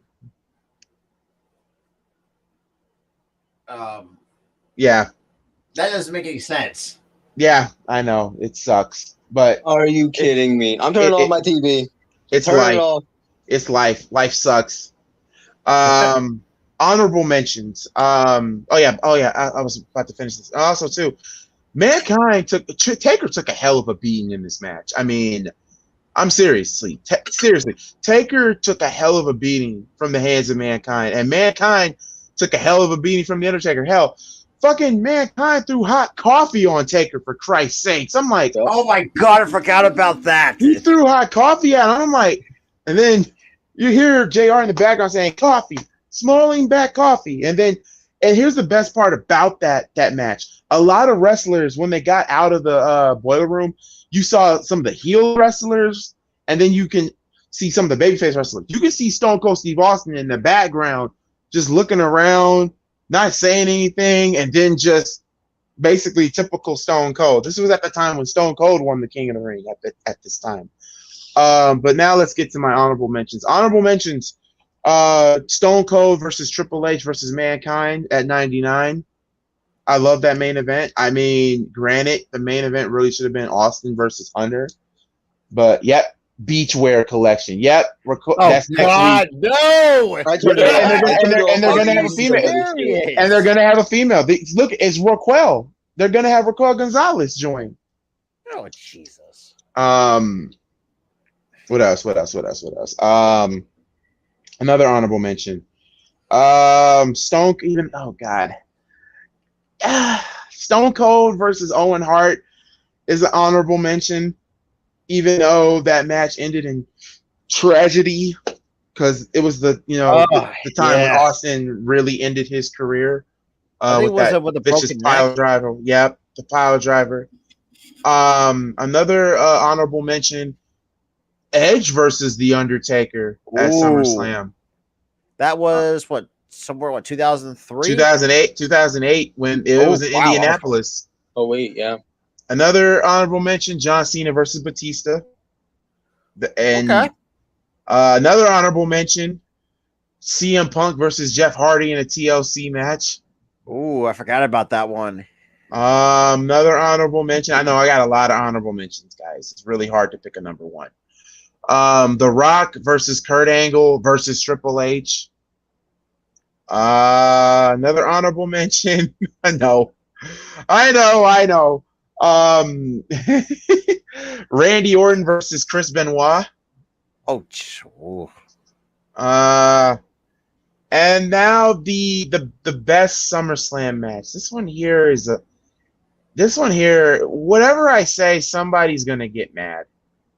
The one I always watch over and over again. Matter of fact, to be honest with you, I'm gonna put Shawn Michaels versus Triple H at number 2, and I'm gonna put The Undertaker versus Mankind at number 1. Okay. It's one of my favorite SummerSlam matches. I mean, the TLC is top 5. All of my honorable mentions could all be considered for number 1. Hell, I would even put Taker versus Taker. But another SummerSlam match I also really liked, the match, even though as a matter of fact, this is also an honorable mention. The Usos versus the New Day. 2016. Oh, yeah, that was a good match, though. And the only problem with that match was it was on the freaking pre-show. And it was the best match on the card. That should be somewhere part of on the show card, not the pre-show. Right. It was, yeah, but they put it on the pre-show. But then they thought, oh shit, this match killed it. Let's make it into the main show at Hell in a Cell. And to be honest, that should have been the main event as well. I'm sorry, the New Day and the Usos I definitely agree with that. Another honorable mention, somebody says Seth versus Cena. I know there's not a lot of John Cena matches that I could have put on here. Hogan and Cena back in 2011. Yeah. Actually, how about this? The Bray Wyatt versus the Demon, Finn Balor. Ooh, that's a good one. It's too bad they didn't really go anything with it because Bray Wyatt was possessed by Sister Abigail, and that didn't go anywhere because Bray Wyatt had the mumps, and then they replaced Bray Wyatt with AJ Styles, and that equally as great match. But yeah, there's a lot. I know a lot of y'all. All of my honorable mentions could be number 1, but it's really, really hard to have a number 1 when it comes to SummerSlam. Now, the years, my favorite SummerSlam years. 97. Yeah, one of my favorites. 98. 98 was good. And you know what? I am going to piss a lot of people off. This is one of my favorite SummerSlams. It's top 5, guys. Granted, it's top 5. Give me a drum roll. Oh boy. I really, really love SummerSlam 2001. The Invasion one. Oh, okay. Now, hear me out. 2001 SummerSlam was not that bad. It was actually pretty good. First things first, you had let the bodies hit the floor. Let the bodies hit the floor. Oh my God. As the theme for SummerSlam. What was your matches? You had Edge versus Lance Storm for the IC title. Good match. Rob Van Dam versus Jeff Hardy in a ladder match for the hardcore title. That was good a good match. one. Good match. You had probably the best. Oh my God, this made me a big, huge fan of Kurt Angle since then. Made me a fan of Kurt Angle. I respected him for it. Kurt Angle versus Austin was fucking fantastic. And then think about this, y'all. This is the first and the only time you will see this. Name me a pay-per-view where the WCW World Heavyweight title was on the line at a WWE event and it main event the show. That was surreal to me. Even though, yeah, they owned WCW, but think about this. You had the WCW title as the main event. Booker T defending the belt against the returning Rock. And the match was good. Don't get me wrong. It was really good, but it was so surreal. Think about that. That's like saying, oh, we're going to have the AEW title main event WrestleMania. Oh, I'll be shitting my pants. That's so surreal. You would never see anything like that happen. That was so surreal. So this is what the card. So they had Jacqueline, Lita, and Molly Holly taking on Ivory, Stacey Keebler, and Tori Wilson, who was representing the Alliance in a tag team match. That didn't last under 3 minutes at 2 minutes and 55 seconds. And another match, Rhino versus Jericho was good too. Yeah. And that was good. Yeah, Jericho got the win by submission. Like 2001, even that though I know also a great looking card. I know a lot of people hated the Alliance. I get that, but if you just look past some of it, there were some people that were made, and then there were some people that were just But that SummerSlam was actually not that bad. Yes, the Alliance gimmick, the Alliance storyline sucked. I get that, but look past it. Robert, watch it. It's not that bad of a show. Oh, trust me, I'm going to be watching it later tonight. So as the other card goes, you had Edge and Lance Storm going at it for the Intercontinental title. Then you have the Dudley Boys taking on Dudley Boys and Test taking on the APA and Spike Dudley. Then you had X-Pac and Tajiri going at it for the WCW Cruiserweight and the WWF Light Heavyweight Championship. They had Chris Jericho and Rhino, RVD and Jeff Hardy. Yeah, the Brothers of Destruction, obviously with Sarah at the time. Versus DDP and Canyon. Oh, God. Yeah, remember that. Yeah, that was the burial of DDP. That was the only black eye on that pay-per-view. Yeah. That match. And they got Kurt Angle, Stone Cold going at. God, seeing Stone Cold part of the Alliance, it was, But he was entertaining, though. That was true, but then it made a star out of Angle. It made a big baby face out of Angle, and then you had The Rock and Booker. 2001 was not that bad of a show, boys. It really wasn't. But then again, think about this too, cool. It can't be worse than imagining Stone Cold and Steve Austin with hair. Oh, God. With the ringmaster. And here's another SummerSlam that's my favorite. I know a lot of people are going to say, why is 2002 not up there? 2002 is up there. I think it's number 6 on my list. But for me, when it comes to SummerSlam, 2003 was good. I love 2003. There was only one black eye in 2003. There's one little black eye. And the black eye was the main event. Oh, the Elimination Chamber match? Yes. Triple H defending the belt against Kevin Nash. Randy Orton. I think Randy Orton was in that match. Yeah, Randy Orton. Shawn Michaels, Chris Jericho, and Goldberg. Oh, here's where the black eye happened. Number one, the internet got whiff that Triple H and Stephanie were getting engaged, and the fans hated that. They were breathing down Triple H's neck. 2, everybody wanted Goldberg to be the World Heavyweight Champion, and they didn't do it. And 3, Triple H was wrestling with an injured back. So if you watch that match, Hunter barely participated in the match. And when it was his time to get out of the chamber, Shawn Michaels super kicks the hell out of him, taking him out while Goldberg just does his rampage of destruction. As a little kid, when I saw Michaels super kick Hunter, I was like, pin him, Michaels, pin him now. Nope, didn't pin him. I'm like, okay, all right, fine. So when Goldberg comes out, he kills Randy Orton, he kills Jericho, he kills Shawn. Then he's about to kill Triple H, and then Triple H with one little sledgehammer shot to the head, one pedigree, Hunter retains the belt. Oh my God. When I tell you, everybody at school the next day, the whole week, everybody was so mad. Like, people were throwing garbage. Yeah, Goldberg should have won it. Personally, I don't think the Elimination Chamber was needed. I think it would have been better if you would have had Kevin Nash versus Jericho, because they had their feud going on here. I would have been fine if we had having Goldberg lose at SummerSlam was a big mistake, but then they made up for it at Unforgiven. But still, like, everybody wanted Goldberg to win. I wanted Goldberg to win. personally, actually, I actually wanted Shawn Michaels to win the thing.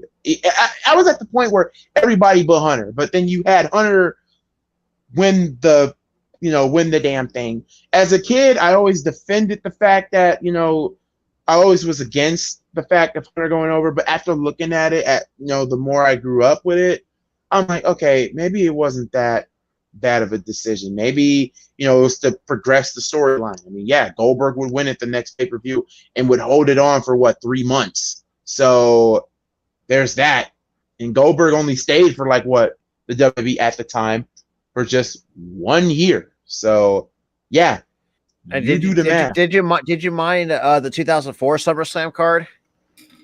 That was the one when 2004 was okay, but not as memorable.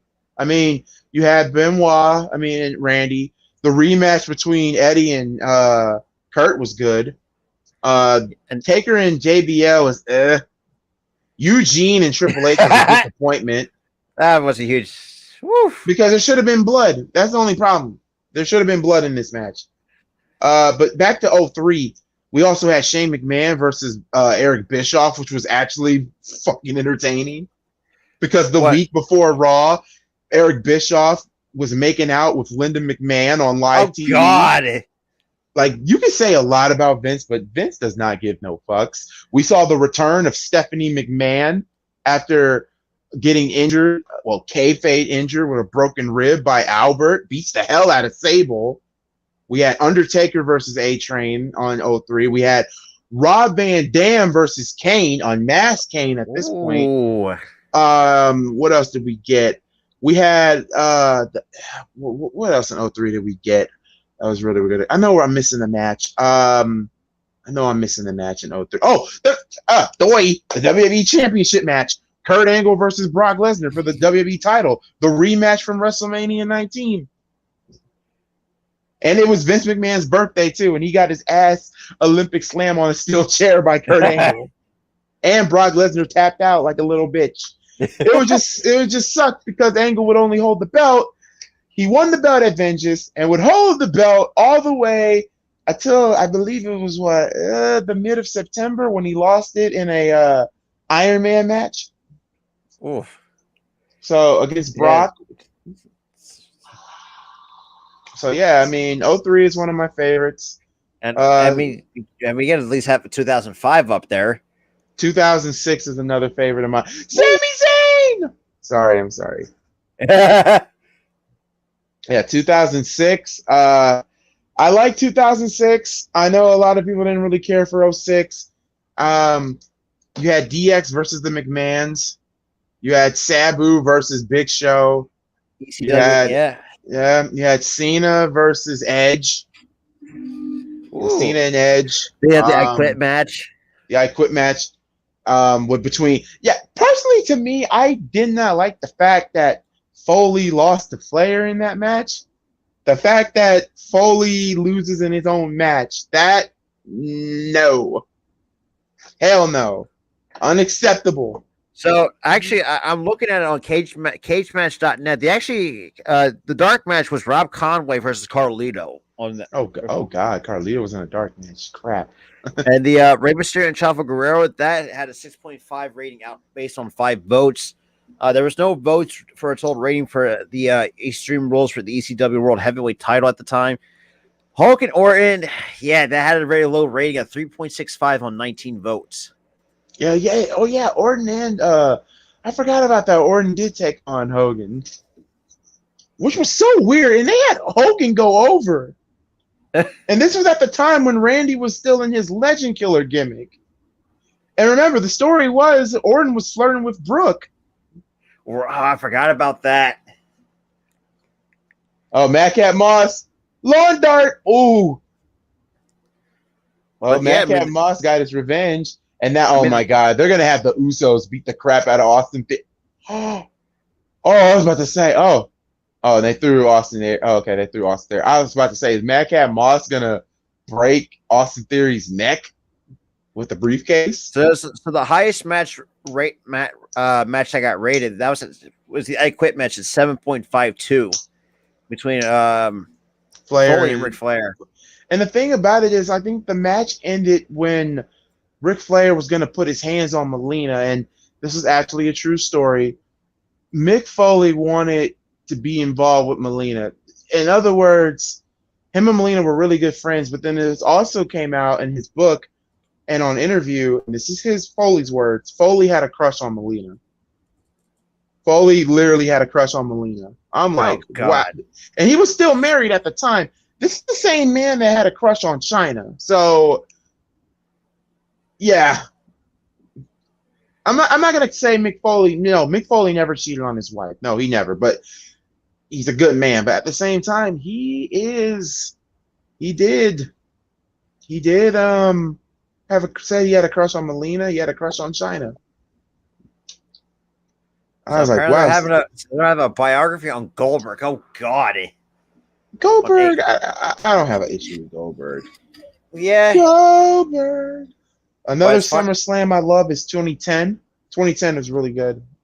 2010. Let's take a look at. I think that's the one that gave us Jeff Hardy versus CM Punk, and it gave us probably one of the most epic Undertaker returns I've ever seen.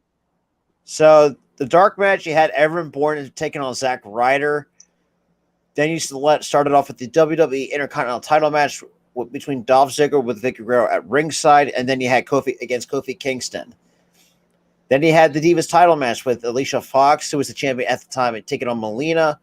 Then you had the 3-on-1 handicap match between the Big Show and the Straight Edge Society with CM Punk, Joseph Mercury, and Luke Gallows with Serena at ringside. Then you had the World Heavyweight title match between Sheamus and Orton. And then you had the World Heavyweight title, I should say, with Kane and Mysterio going at it. And then the 14-man tag elimination match between Team Cena and the Nexus. Wait, that was 2010? That was 2010. Oh, crap. Wait a minute. That's not the one. It was the one when it was DX versus Legacy and CM Punk versus Jeff Hardy. That might have been 09. Check 09. I think that might have been 09. 09. Okay, so you had the Dark Battle Royale. That was 2009. Yeah, 09 was the one I'm talking about. And then 010, the problem I had with 10 was the fucking Nexus not winning, going over. SummerSlam 09. That one was good. Really, really good. DX versus Legacy was good. So the card goes as follows for 2009, minus the Dark Battle Royale with Mickie James, Katie Lee, Gail Kim, Beth Phoenix, Marina, Melina, Natalia, Kelly, Alicia Fox, Brie Bella, Nikki Bella, and E. Torres. God. And then you had the WWE Intercontinental title match between Mysterio and Ziggler. That was actually that was a great match. Great. And then you had MVP taking on Jack Swagger. Then they had the Unified World Tag Team title match between the Big Show and Jericho taking on Crime Time, which was good. And then Crime Time should have won, in my opinion. They should have won. Yeah, I agree. Definitely agree with that statement for sure. Singles match. Does anyone want to forget about this one? Kane and the Great Khali. Yeah, that was the only match that sucked. Woo! And we had a tag team match between DX and Legacy. Then you had the ECW heavyweight title match between Christian with William Regal with Ezekiel Jackson and Vladimir Kozlov on ringside. God. Two, I feel like very mismanaged. I love when people come up here and say it's fake. We know it's fake, but you can't take the love away from what we love to do, and let's talk about it. So, what were you saying, Robert? My bad. Yeah, so that was the attack. I feel like Ezekiel Jackson, I thought it had a lot of potential, but of course, knowing how WWE was, and same with Kozlov. Kozlov turned into a fucking comedy character. God damn it.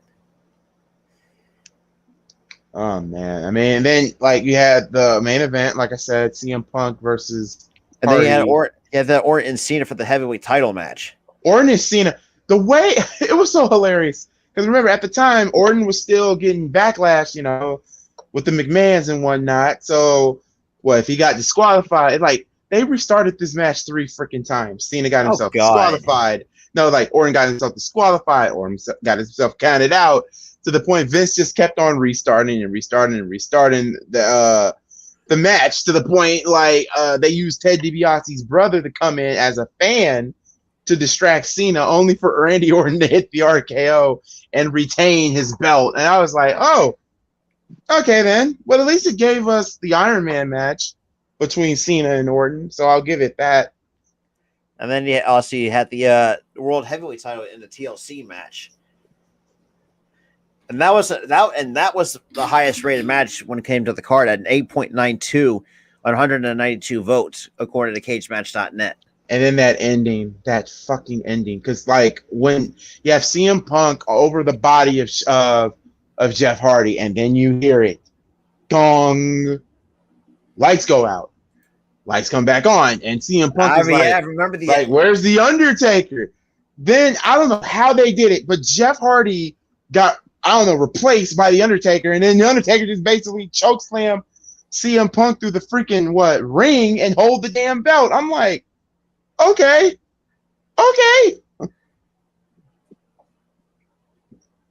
The best WWE fighter is the Big Show. I mean, wrestler?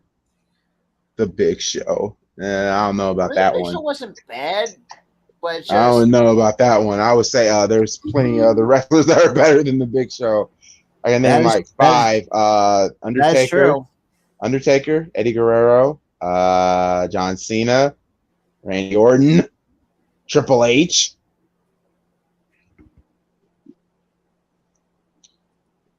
Now, if you're talking about the best big man, yes, Big Show is up there. I mean, shit. You could definitely make the argument he could be a little bit better than the Great Khali. Let's keep it a buck here. God, yeah, he is better than the Great Khali. Oh, Jesus Christ! Just remember that fucking clunky ass title ring. Like this. Oh my God! They put the belt on him. I was like, oh, this is uncomfortable to watch. Thank God they put the belt back on Batista, because they just realized how fucked up this really was, and how much of a mistake that he made. So actually, this is an interesting question by Shogun. Say Goolie's. So no. Yeah. Really? Yeah. Here's the thing. I know a lot of y'all don't care here's for the Omos. thing. Here's the thing. He can't wrestle. But he can move in that ring. Oh, wow. He can move, but he can't wrestle. He can move. He's better than the Great Khali. I want a guy who can wrestle. The only problem with him is that he can't talk. He can't talk and he can't wrestle. He can move, but that's it. I'd rather have somebody move than goddamn go. I hated Khali too, but I don't like that again. It can't be. Oh, Jesus! I mean, he's went through a couple of different managers. No, you got Singh, and then you had what the fuck's his Daivari. Name? Oh God, I fucking hated Daivari. At the worst possible time, you had to put him on what post? Was that 2006? They had to, because what happened with the Muhammad Hassan gimmick. Oh God, remember that? That was terrible. Bad. God, we were still going at it in Iraq at that time, and that was WWE does not know when to push the envelope. They don't give no fuck. Remember, UPN threatened to cancel SmackDown. Oh shit! Oh Jesus! For those who don't know what you, because remember, Muhammad Hassan brought those empathizers, those guys in ski masks, and they were choking out the Undertaker. They literally got so much backlash out of that. They said, "Hey, get rid of this goddamn guy, or SmackDown's canceled." So what do? Oh, at the Great American Bash, we kill off Muhammad Hassan. The Undertaker kills Muhammad Hassan, literally. Just last rides him through the freaking stage. I'm like, damn. And then they fired the guy. How are you gonna fire someone on a gimmick that you put him in? That is true. But now last time I checked, Muhammad Hassan is a school teacher now, or a principal. He's a high school principal last time I checked, but he's actually doing pretty well for himself. So I mean, that's shit. God, I felt the worst. That's worth the horrible timing on that. Now, say what happened, like the early '90s, that could have been a lot different. I couldn't even say that either, because remember, we were still in the Vietnam War too. Remember, they had Sergeant Slaughter as a freaking traitor. Oh shit! I forgot about that. That was so. Remember that? And then we had that shitty WrestleMania main event. Hogan versus what did Sergeant Slaughter call himself? He called him it was some freaking. It was terrible. I got this. I'm gonna because I think he like trade. I think he went to he aligned himself with the Iron Sheik at the time. Yeah, that was whew. That's what. Bad. Yeah, I'm like no, like, and then remember, terrorists were trying to bomb that show. I was like, oh my god. I'm like, no way. I'm sorry. I mean, okay, here's Sergeant Slaughter, a true American hero. Turns his back on America to sympathize with the Iron Sheik? No. This was 1990, 1991. This was during the Gulf War when Jesus. I'm looking at that. This was literally at the height of the Gulf War. I'm about to sing it. I'm gonna sing it. Lelia, Lelia, Lelia. Oh my god. I have to. My god, man, this makes my stomach turn because what WrestleMania was that? 6? What 6 or 7? Let me see. And my bad, I was taking so much time on the years of SummerSlam. Tyler, while Robert analyzes, can you give us some of your favorite years of SummerSlam? We've only got 9 minutes left. I'll have to give 3 a favorite. I'll have to give. Oh, you're talking about WrestleMania 7? Yeah. Oh God. 04. March 24th, 1991. I have to give 03, 04. I will have to give it to 09. 09. Yeah, was pretty 09 was really good. 2010 just pissed me off. I'll have to give it to 2011. I mean, we had the year of Punk. Was that 2011? I think 2011, the summer of Punk. Yeah. 2011. I'll have to give it 2011. I have to give it to. I'm gonna give it to 2021 too because. Last year's SummerSlam was really good. Minus the end. Minus the Becky thing, and the ending. Oh God. I really like that pay-per-view. Boogeyman. The Boogeyman was better. Papa Shango. But Boogeyman, hands down. Have you seen what the shape the Boogeyman is now at what 6? That's fucking nuts. Yeah. What number am I on? You said 20 last year's SummerSlam. No, what number? It doesn't matter. We're not doing a ranking on this one. It's just your favorite years. Ranking. 2021, and then my last one would have to be. I have to say 02. You know what? For the last one. Like for me, I liked 03. I like 2005 because I think that's when Yeah. So at the time, I think was this 05 is 05. I believe it was Hogan and Hogan and Shawn, Matt Hardy versus Edge. Mm-hmm. I like 2009. 2009, yeah. And recently, I did rewatch SummerSlam 1997, so that was a good year for SummerSlam. I have to watch that. Basically 97 is the USA versus Canada. Because remember that was the biggest feud going on back then. America versus Canada. That was in Toronto. No, that was in. Yeah, I mean it was Canada versus US. Because remember, it was after the Canadian Stampede, then it was SummerSlam. Because remember, it was the Hart Foundation, and they all had stipulations. Remember, if Brian Pillman versus Goldust, if Brian Pillman loses, he had to wear a dress. God! you had the British Bulldog versus Ken Shamrock, and whoever for the European title, and whoever lost, the loser had to eat dog food. You had you had Owen Hart versus Stone Cold Steve Austin in a kiss my ass match. Whoever for the Intercontinental title, whoever loses has to kiss another man's ass. And then you had the main event, Bret Hart versus Taker. If Bret Hart loses or don't win take the title home, he would never compete in the United States. And if Shawn Michaels was a impartial referee, like favoring the Undertaker instead of calling it right down the middle, like calling it right down the freaking middle, then Shawn Michaels couldn't compete in the United States. Yeah, there was a lot of stipulations going on in the U.S. versus Canada. So this was the card in 1997 for SummerSlam. You have Mankind taking on, at the time, Hunter Hearst Helmsley, the Connecticut Blue Blood. Oh, I fucking hated that gimmick so goddamn much. Looking back at it. That was a steel cage match. Then you had a singles match with Goldust with Merlina by his side taking on Brian Pillman. Wait a minute, y'all. We found the referee. The referee is going to be... Who is it? Jeff Jarrett! Oh, shit! What does Jeff Jarrett have to... Okay. What does Jeff Jarrett have to do with tag team wrestling? I have no idea. Jeff Jarrett? Yeah. So, makes sense. I mean... Jeff Jarrett? I mean, I know it's in Nashville. I mean, I do get it, though. Yeah, this is his hometown. But still, that doesn't make any sense. He's going to hit somebody with a guitar. He's going to hit either one of the Usos or he is a prop.